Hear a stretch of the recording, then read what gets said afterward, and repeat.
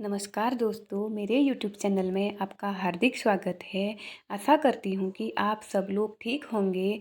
दोस्तों, आज fathers day है।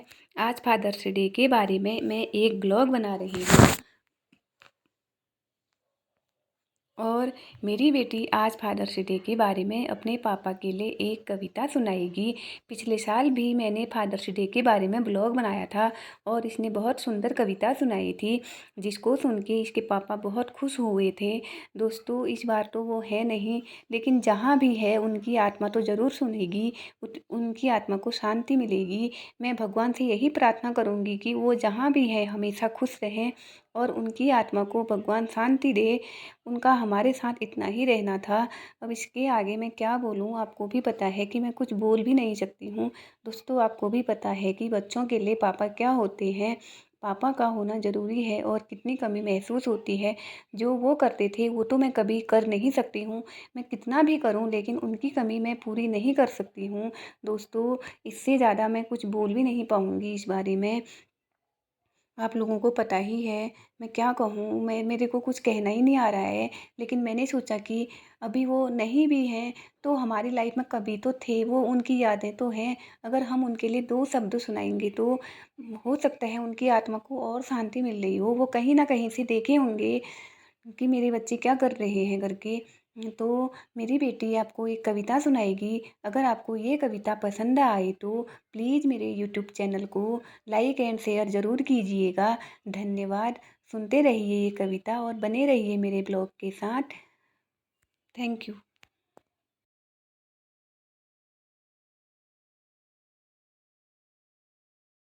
मुस्कान के लिए तरस जाते थे पापा। याद है मुझे वो बचपन के दिन। हारे थके भूखे प्यासे मुझे रोता देख कंधों पर बैठाकर बहुत दूर निकल जाते थे पापा। बचा एक एक रुपया पढ़ाया था हमको। रहे चाहे भूखे प्यासे वो, लेकिन मांगा जो हमने खिलाया था हमको। जिद जो करा मैंने लेने को कुछ भी, थी जेब खाली पर दिलाया था हमको।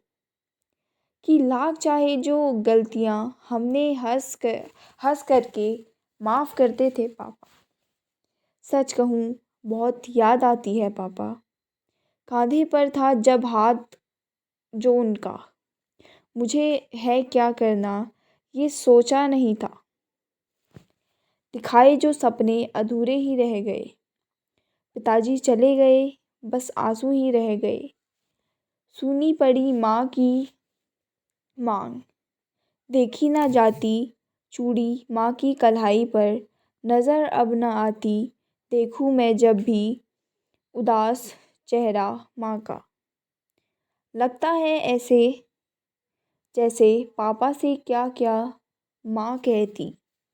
आता है जब दिन बाजार का देखूं, खाने को कितनी चीज़ें लाते थे पापा। सच कहूँ बहुत याद आती है पापा। दोस्तों, आपको ये कविता कैसी लगी प्लीज़ मुझे कमेंट में ज़रूर बताइएगा और मेरे चैनल को लाइक एंड शेयर ज़रूर कीजिएगा।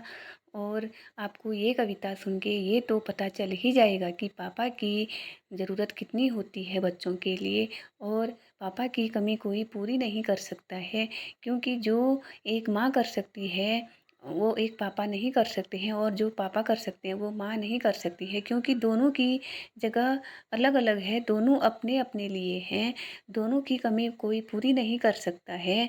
इसलिए मैं ज़्यादा कुछ नहीं कहना चाहूँगी, क्योंकि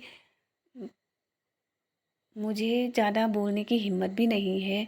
और पिछले साल उनके लिए कविता बनाई तो सबसे पहले हमने उन्हीं को भेजी थी और उनको बहुत अच्छा लगा था। इस बार भी मैंने सोचा कि वो जहाँ भी हैं लेकिन सुनेंगे तो ज़रूर, देखेंगे ज़रूर और उनकी आत्मा को ज़रूर शांति मिलेगी। मैंने इसलिए बच्चों को सपोर्ट किया कि एक बार अपने पापा के लिए फिर से थोड़ा कविता सुना दो, उनको भी अच्छा लगेगा और मुझे भी अच्छा लगेगा। तो बच्चों ने ज़बरदस्ती ये कविता सुनाई है, क्योंकि इनका मन भी नहीं हो रहा था और कविता भी बहुत इमोशनल वाली है ये। जैसा इसके पापा करते थे मैंने सेम उसी टाइप की कविता बनवाई है, क्योंकि इनको भी पता था कि पापा कैसे थे।